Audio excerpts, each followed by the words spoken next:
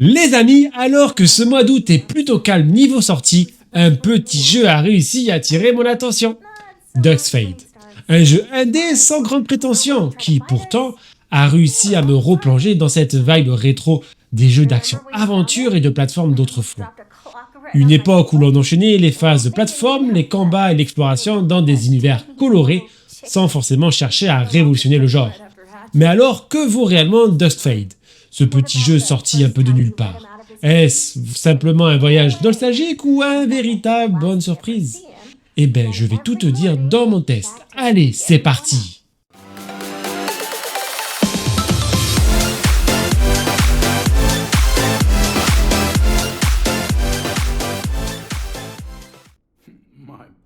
On incarne Zarian, un jeune apprenti qui vit avec sa sœur Alira. Leur monde bascule lorsqu'une mystérieuse tour de l'horloge provoque l'arrêt du temps et plonge le royaume dans une nuit éternelle.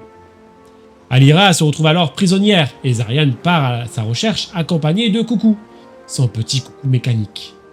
Si l'histoire reste assez simple dans son ensemble, elle n'en demeure pas moins efficace. Et il faut le souligner. Ducks Fade propose de véritables cinématiques entièrement doublées en anglais et sous-titrées en français. Pour un petit jeu indépendant, l'effort est clairement appréciable et participe énormément à l'immersion. Grâce à cette mise en scène, on retrouve immédiatement cette petite touche de nostalgie qui rappelle les jeux d'action-aventure et de plateforme de notre enfance, notamment ceux de l'ère PS2, GameCube et Xbox. Ducks Fade ne cherche pas forcément à révolutionner sa narration, mais il parvient à recréer cette sensation d'aventure à l'ancienne, et rien que pour ça, le charme opère plutôt bien. En termes de level design, Ducks Fade rend lui aussi un véritable hommage aux anciens jeux d'action-aventure et de plateforme. Le jeu nous guide à travers des zones assez linéaires, presque sous forme de couloirs, mais qui proposent régulièrement de petits secrets et éléments à découvrir au fur et à mesure de notre progression. Chaque donjon va également être l'occasion d'obtenir une nouvelle amélioration pour notre arme ou une nouvelle compétence.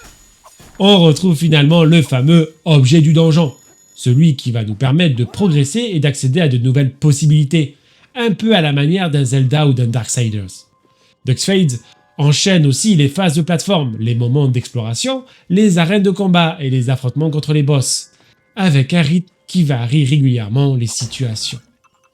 On ressent vraiment ici cette volonté des développeurs de retranscrire jusque dans le level design les sensations des jeux d'aventure d'autrefois, une formule aujourd'hui beaucoup moins présente, mais qui était particulièrement appréciée à l'époque et qui participe énormément au charme rétro de Ducks Fade. En termes de difficulté, Ducks Fade propose 4 niveaux de difficulté, permettant ainsi d'adapter l'expérience selon vos envies et à tout à chacun. Si la difficulté normale ne présente pas de défis insurmontables, il faudra tout de même apprendre à maîtriser correctement les différentes mécaniques du jeu. L'esquive, les compétences et les différentes attaques vont notamment devenir importantes lorsque plusieurs ennemis se retrouvent simultanément à l'écran. Certains vont lancer des attaques de zone, tandis que d'autres vont directement vous prendre pour cible, vous obligeant à rester constamment en mouvement et à surveiller ce qui se passe autour de vous. Les affrontements peuvent donc rapidement devenir plus mouvementés qu'ils n'y paraissent, et même si Ducks Fade reste globalement accessible en difficulté normale, foncer tête baissée sans utiliser correctement les outils mis à votre disposition pourra rapidement être sanctionné. Pour un jeu indépendant, Ducks Fade propose également une durée de vie plutôt généreuse, comptez environ 15 à 20 heures pour terminer l'aventure, selon votre façon de jouer et le temps que vous consacrez à l'exploration. Pour celles et ceux qui voudront récupérer l'ensemble des collectibles, il faudra plutôt compter autour de 25 heures. Et mon dieu, des collectibles, il y en a. Le jeu en a dissimulé un peu partout dans ses différents niveaux, ce qui vient naturellement encourager l'exploration et la recherche des petits passages cachés. Et surtout, ces objets ne sont pas uniquement là pour gonfler artificiellement le compteur. Certains vont vous permettre de débloquer de nouveaux skins, tandis que d'autres pourront augmenter votre vie ou votre magie. Une bonne manière de récompenser les joueurs qui prennent le temps de fouiller chaque recoin, tout en apportant un véritable intérêt à la complétion. Attardons-nous maintenant sur la direction artistique. Parce que là, franchement les amis, le jeu est dingue. Dès les premières minutes, on ressent immédiatement ce look d'antan, avec une direction artistique à la fois moderne et rétro qui nous replonge directement dans l'âge d'or des jeux de plateforme 3D sur nos anciennes consoles. On retrouve énormément de codes de cette époque, avec notamment de grosses textures en forme cubique, des environnements très colorés et surtout une identité visuelle bien distincte pour chacun des biomes que l'on va parcourir. Chaque nouvelle zone possède ainsi sa propre ambiance et sa palette de couleurs, ce qui apporte une véritable diversité visuelle tout au long de l'aventure. Tout n'est cependant pas parfait. J'ai trouvé certains couloirs un peu ternes par moments avec des couleurs qui, à mon goût, auraient mérité d'être davantage saturées afin de renforcer encore plus ce côté rétro et coloré. Mais là, on est clairement dans l'appréciation personnelle, car dans son ensemble, la direction artistique de Ducks Fade reste pour moi l'une des plus grandes réussites et participe énormément à cette sensation de jouer à un titre venu d'une autre époque mais remis au goût du jour. Sur Nintendo Switch 2, je n'ai malheureusement pas trouvé d'informations officielles concernant la résolution affichée à l'écran. En revanche, le jeu vise bien les 60 FPS en mode docké, un objectif qui n'est pas toujours parfaitement tenu, puisque j'ai pu constater quelques baisses de framerate ainsi que de micro-saccades, qui pourraient notamment être liées à des problèmes de frame pacing. Rien de véritable catastrophique, mais ces petits accros restent suffisamment présents pour être remarqués durant l'aventure. En mode portable, la situation est finalement plus stable, le jeu tourne à 40 FPS de manière relativement constante et présente. De mon expérience, moins de chute de framerate qu'en mode docké. Un choix qui peut sembler étonnant sur le papier, mais qui permet finalement de tenir une expérience plus régulière en nomade. À cela rajoute quelques petits bugs de collision, un clipping d'ombre, de texture assez présent et un flou assez prononcé dès que vous regardez au loin, mais des temps de chargement très courts pour la console viennent contrebalancer tout ça. Le jeu propose également une bande son de qualité, surtout pour une production indépendante de cette envergure. On ressent qu'un soin particulier a été apporté aux musiques, qui accompagnent efficacement les différents environnements et renforcent encore un peu plus l'identité de chaque biome. Et cette attention se retrouve également du côté bestiaire. Chaque nouveau biome apporte son propre lot d'ennemis, avec de nouvelles créatures et de nouvelles menaces à affronter. Le jeu évite ainsi de nous faire combattre constamment les mêmes adversaires pendant toute l'aventure. Résultat, on conserve ce sentiment de découverte au fil de l'aventure, avec cette curiosité de voir ce que la prochaine zone va nous réserver. Et sur ce point, Ducks Fade réussit plutôt bien à renouveler son aventure et à maintenir l'intérêt du joueur jusqu'au bout. Finissons maintenant les amis avec le gameplay. Manette en main, pas de grande surprise, mais on retrouve immédiatement cette sensation des jeux de l'époque PS2, GameCube et Xbox 360. Et franchement, c'est particulièrement plaisant. Ducks Fade va surtout prendre le temps d'étoffer progressivement son gameplay au fil de l'aventure.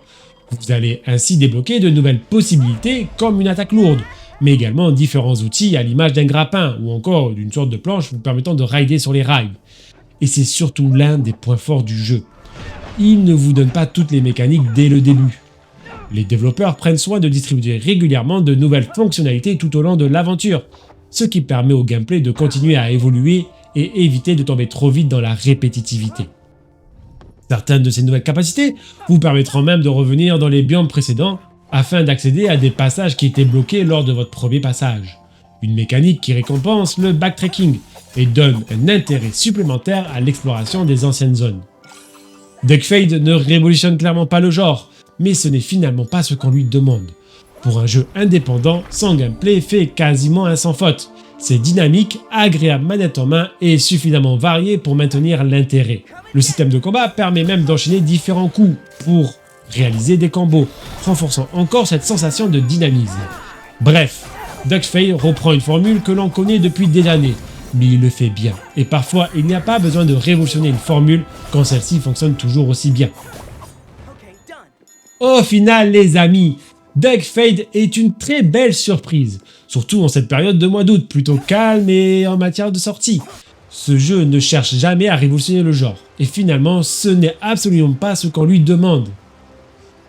Les développeurs nous proposent avant tout une véritable lettre d'amour au jeu d'action-aventure et de plateforme 3D d'autrefois. Que ce soit dans son level design, sa progression, ses combats, ses phases de plateforme et encore cette manière de débloquer régulièrement de nouvelles compétences, tout est fait pour nous rappeler cette époque PS2, GameCube et Xbox 360. Bien sûr, tout n'est pas parfait. Sur Switch 2, quelques baisses de framerate et micro-saccades viennent notamment entacher l'expérience en mode docké. Et j'aurais parfois aimé des environnements un peu plus colorés et saturés. Mais à mes yeux, ces quelques défauts ne viennent jamais réellement gâcher l'aventure. Car derrière son statut de petit jeu indépendant, se cache finalement une aventure généreuse, dynamique et surtout terriblement plaisante manette en main. Entre les nombreux collectibles, les nouvelles compétences régulièrement débloquées, les différents biomes, le renouvellement du bestiaire et une direction artistique pleine de charme, DuckFate réussit à maintenir ce sentiment de découverte jusqu'au bout. Alors non, DuckFate ne réinvente absolument rien, mais il nous rappelle surtout pourquoi nous aimons autant ce genre de jeu il y a une vingtaine d'années. Et parfois, retrouver pendant une quinzaine d'heures les sensations des jeux qui ont bercé notre enfance avec une formule modernisée, juste ce qu'il faut, ça fait tout simplement du bien. Et rien que pour ça, si vous êtes nostalgique des jeux d'action, aventure et de plateforme de cette époque, DuckFate mérite clairement que vous lui laissiez sa chance. Voilà qui conclut mon verdict les amis. Si vous avez aimé la vidéo, abonne-toi, like et partage. Et dis-moi ce que ce jeu t'inspire. On se retrouve très bientôt pour un nouveau test. En attendant, prenez soin de vous et bon jeu à tous.